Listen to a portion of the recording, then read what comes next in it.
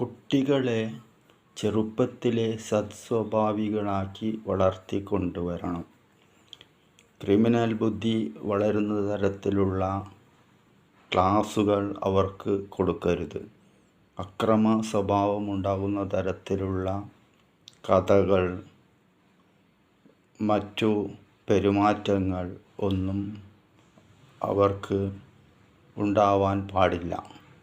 മാത്രമല്ല, വെറുപ്പ്, കോപം, ദുഃഖം ഇവയൊന്നും ഉണ്ടാകുന്ന തരത്തിലുള്ള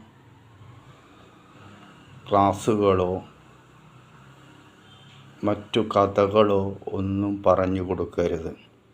എങ്കിലേ അവർ ഭാവിയിൽ ക്രിമിനലുകളും ഭീകരന്മാരും ആകാതെ ഇരിക്കുകയുള്ളൂ. മാത്രമല്ല, രക്ഷിതാക്കൾ ഉത്തമ മാതൃകാ പുരുഷന്മാരും സദ്സ്വഭാവികളും മദ്യലഹരിക്ക് അടിമപ്പെടാത്തവരുമായിരിക്കണം.